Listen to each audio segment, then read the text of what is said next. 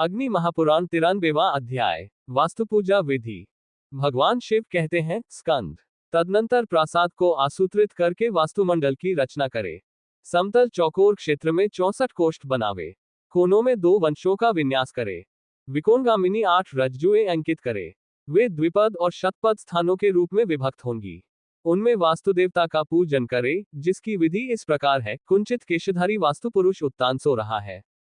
उसकी आकृति असुर के समान है। पूजा काल में उसके इसी स्वरूप का स्मरण करना चाहिए, परंतु दीवार आदि की नींव रखते समय उसका ध्यान यो करना चाहिए कि वह औंधे मुंह पड़ा हुआ है। कोहनी से सटे हुए उसके 2 घुटने वायव्य और अग्निकोण में स्थित हैं, अर्थात दाहिना घुटना वायव्य कोण में और बायां घुटना अग्निकोण में स्थित है। उसके जुड़े हुए दोनों चरण पैतृक नैऋत्य दिशा में स्थित हैं तथा उसका सिर ईशान कोण की ओर है। उसके हाथों की अंजलि वक्षस्थल स्थल पर है। उस वास्तु पुरुष के शरीर पर आरूढ़ हुए देवताओं की पूजा करने से वे शुभकारक होते हैं। 8 देवता कोणाधिपति माने गए हैं, जो 8 कोणार्थों में स्थित हैं। क्रमशः पूर्व आदि दिशाओं में स्थित मरीचि आदि देवता 6 पदों के स्वामी कहे गए हैं, और उनके बीच में विराजमान ब्रह्मा 4 पदों के स्वामी हैं। शेष देवता एक पद के अधिष्ठाता बताए गए हैं। समस्त नारी संपात महामम कमल फल त्रिशूल स्वस्तिक वज्र महास्वस्तिक संपुट त्रिकटी मणिबंध तथा सुविशुद्ध पद ये 12 मर्म स्थान है। वास्तु की भित्ति आदि में इन सब का पूजन करे। ईशान रुद्र को घृत और अक्षत चढ़ावे। पर्जन्य को कमल और जल अर्पित करे। जयंत को कुमकुम रंजित निर्मल पताका दे। महेंद्र को रत्न मिश्रित जल, सूर्य को धूम्र वर्ण का चंदोवा, सत्य को घृतयुक्त गेहूं तथा भरिश को उड़द भात चढ़ावे। अंतरिक्ष को विमांस विशिष्ट फल का गूदा या औषध विशेष अथवा सक्तुक सत्तुक निवेदित करे। ये पूर्व दिशा के 8 देवता हैं। अग्निदेव को मधु, दूध और घी से भरा हुआ सुख अर्पित करे। पूषा को लाजा और वितत को सुवर्ण मिश्रित जल दे। गृहक्षत को शहद तथा यमराज को पलोदन भेंट करे।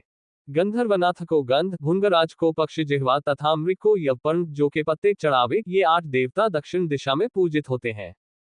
पितृ देवता को तिल मिश्रित जल अर्पित करे। दौवारिक नाम वाले देवता को वृक्ष जनित दूध और दंतधावन धेनु मुद्रा के प्रदर्शन पूर्वक निवेदित करे। सुग्रीव को पुआ चढ़ावे। पुष्पदंत को कुशा अर्पित करे। वरुण को लाल कमल भेंट करे और असुर को सुरा एवं आसव चढ़ावे। शोष को घी से ओतप्रोत भात तथा पाप यक्ष्मा रोग को घृत मिश्रित मानर या लावा चढ़ावे। ये पश्चिम दिशा के 8 देवता कहे गए हैं। मारुत को पीले रंग का ध्वज, नागदेवता को नाग केसर, मुख्य को भक्ष्य पदार्थ तथा भल्लाट को छौंक बघार कर मूंग की दाल अर्पित करे। सोम को घृत मिश्रित खीर, चर्क को शालुक, अदिति को लोपी तथा दिति को पूरी चढ़ावे। ये उत्तर दिशा के 8 देवता कहे गए। मध्यवर्ती ब्रह्माजी को मोदक चढ़ावे। पूर्व दिशा में 6 पदों के उपभोक्ता मरीचि को भी मोदक अर्पित करे। ब्रह्माची से नीचे अग्निकोणवर्ती कोष्ठ में स्थित सविता देवता को कोष्ठ में सावित्री देवी को कुशोदक अर्पित करे। लाल फूल चढ़ावे। सविता से नीचे वहनिकोणवर्ती ब्रह्माची से दक्षिण 6 पदों के अधिष्ठाता विवस्वान को लाल चंदन चावे। ब्रह्माची से नैऋत्य दिशा में नीचे के कोष्ठ में इंद्र देवता के लिए हल्दी भात अर्पित करे। इंद्र से नीचे नैऋत्य कोण में इंद्रजय के लिए मिष्टान निवेदित करे। ब्रह्माची से पश्चिम 6 पदों में विराजमान मित्र देवता को गुड़ मिश्रित भात चढ़ावे।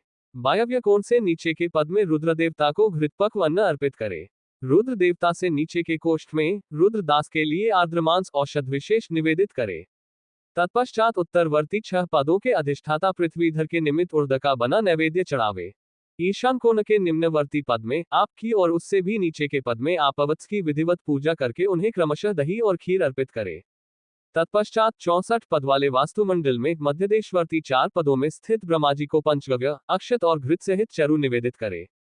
तदनंतर ईशान से लेकर वायव्य कोण पर्यंत 4 कोणों में स्थित चरकी आदि 4 मातृकाओं का वास्तु के बाह्य भाग में क्रमशः पूजन करे, जैसा कि क्रम बताया जाता है।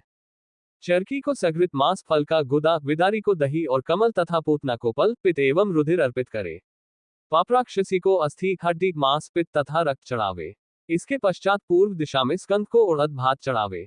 दक्षिण दिशा में अर्यमा को खिचड़ी और पुआ चढ़ावे तथा पश्चिम दिशा में जम्भक को रक्त मांस अर्पित करे। उत्तर दिशा में पिलिपिच्छ को रक्तवर्ण का अन्न और पुष्प निवेदित करे, अथवा संपूर्ण वास्तुमंडल का कुश, दही, अक्षत तथा जल से ही पूजन करे। घर और नगर आदि में 81 पदों से युक्त वास्तुमंडल का पूजन करना चाहिए। इस वास्तुमंडल में त्रिपद और शतपद रज्जुएं पूर्ववत बनानी चाहिए। उसमें ईश आदि देवता पदिक एक पद के अधिष्ठाता माने गए हैं। आप आदि की स्थिति 2 कोष्ठों में बताई गई है। मरीचि आदि देवता 6 पदों में अधिष्ठित होते हैं और ब्रह्मा 9 पदों के अधिष्ठाता कहे गए हैं।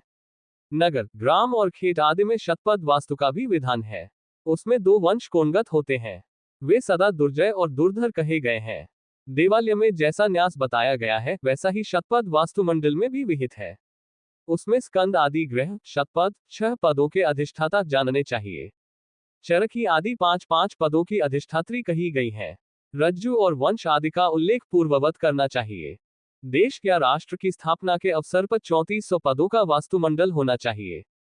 उसमें मध्यवर्ती ब्रह्मा 64 पदों के अधिष्ठाता होते हैं। मरीचि आदि देवताओं के अधिकार में 54 पद होते हैं। आप आदि 8 देवताओं के स्थान 36 पद बताए गए हैं। वहां ईशान आदि 9 पदों के अधिष्ठाता कहे गए हैं और स्कंद आदि 100 पदों के। चरखी आदि के पद भी तदनुसार ही हैं। रज्जु, वंश आदि की कल्पना पूर्ववत जाननी चाहिए। 20,000 पदों के वास्तुमंडल में भी वास्तुदेव की पूजा होती है, ये जानना चाहिए। उसमें देश वास्तु की भांति 9 गुना न्यास करना चाहिए। 25 पदों का वास्तुमंडल चितास्थापन के समय विहित है। उसकी वताल संज्ञा है। दूसरा 9 पदों का भी होता है। इसके सिवा एक 16 पदों का भी वास्तुमंडल होता है। षटकोण, त्रिकोण तथा वृत्त आदि के मध्य में चौकोर वास्तुमंडल का भी विधान है। ऐसा वास्तु खात, नींव आदि के लिए खोदे गए गड्ढे के लिए उपयुक्त है। इसी के समान वास्तु ब्रह्म शिलात्मक पृष्ठन्यास में, शावाक के निवेश में और मूर्ति स्थापन में भी उपयोगी होता है। वास्तुमंडलवर्ती समस्त देवताओं को खीर से नैवेद्य अर्पित करे। उक्त अनुक्त सभी कार्यों के लिए सामान्यतः 5 हाथ की लंबाई चौड़ाई में वास्तुमंडल बनाना चाहिए। ग्रह और प्रासाद के मान के अनुसार ही निर्मित वास्तुमंडल सर्वदा श्रेष्ठ कहा गया है। इस प्रकार आदि आग्नेय महापुराण में वास्तु पूजा की विधि का वर्णन नामक 93वां अध्याय पूरा हुआ।